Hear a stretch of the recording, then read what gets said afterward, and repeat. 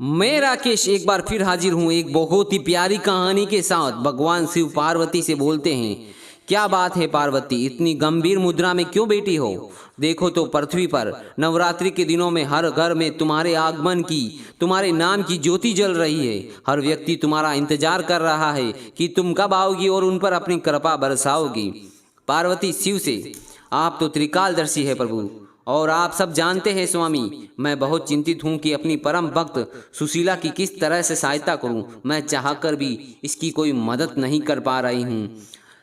तब शिव जी कहते हैं, तुम क्या कह रही हो पार्वती? तभी पार्वती जी बोलते हैं, आपको क्या लगता है स्वामी, मैंने उसकी सहायता नहीं करनी चाहिए होगी? आप तो जानते हैं मानव कितना हठी और स्वार्थी हो गया है। मैंने तो ठीक 10 साल पहले ही इस समस्या का समाधान कर लिया था, लेकिन सुशीला के पति सुनील की हट और जिद ने सब कुछ खत्म कर दिया। चलिए मैं आपको दिखाती हूँ। 10 साल पहले सुशीला अपने पति से कहती है, इस बच्चे को जन्म देना चाहती हूँ, दूसरी बेटी है तो क्या हुआ, हमारा ही अंश है ना। और देखो ना, खुशी को भी एक छोटी बहन मिल जाएगी। आप खर्चे की फिक्र मत करो, मैं भी नौकरी कर लूँगी।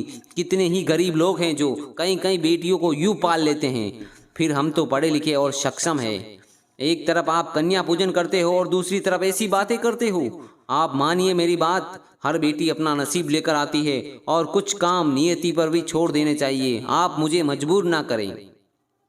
तब सुनील सुशीला से कहता है, तुम ठीक कह रही हो, गरीब लोग तो पाल लेते हैं, उन्हें कोई दिखावा नहीं होता है। मैं अपने बच्चों को सारी सुख सुविधाएं देना चाहता हूँ और मैं दो बेटियों को वो सब नहीं दे सकता, सिर्फ खुशी ही काफ़ी है। मैं दो बेटियों की परवरिश अच्छे से नहीं कर सकता, फिर मैं घर का इकलौता बेटा भी तो हूँ। माँ बाबूजी भी चाहते हैं कि उनका वंश आगे बढ़े। भगवान ने चाहा तो अगली बार बेटा ही होगा, और जब विज्ञान ने इतनी तरक्की कर ली है तो हम अपना मन चाहा पा ही सकते हैं, इसमें बुराई ही क्या है।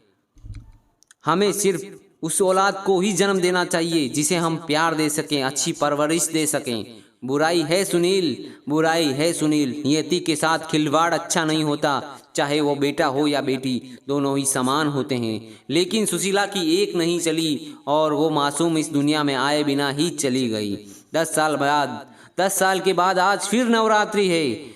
सुशीला अपने पति से कहती है, अब कहाँ गया आपका विज्ञान तकनीक, कहाँ से लाओगे मेरी बेटी खुशी के लिए एक बहन जो सिर्फ उसका एक अपना भाई या बहन ही उसे दे सकता है? खुशी कहाँ से लाओगे? आज मेरी छोटी बेटी अगर इस दुनिया में होती तो मेरी दोनों बेटियां खुशियां बिखेर रही होती। हमारी ज़िंदगी में ईश्वर ने हमें सब कुछ दिया, लेकिन हम उसे संभाल न सके।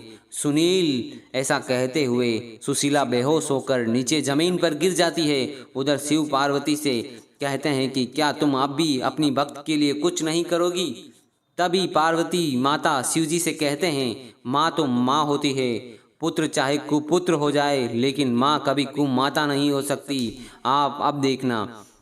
सुनील सुशीला को लेकर अस्पताल भागता है। डॉक्टर सुनील से कहता है, ये चमत्कार है, मेडिकल साइंस के हिसाब से सुशीला माँ नहीं बन सकती थी, लेकिन लगता है भगवान ने आपकी बेटी खुशी को बचाने के लिए ही चमत्कार किया है, जो सुशीला माँ बनने वाली है।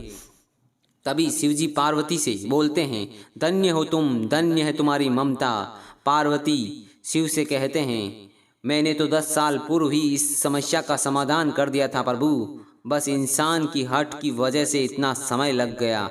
प्रेम से बोलो जय माता दी। कहानी कैसी लगी दोस्तों, कमेंट में अवश्य बताएं। धन्यवाद।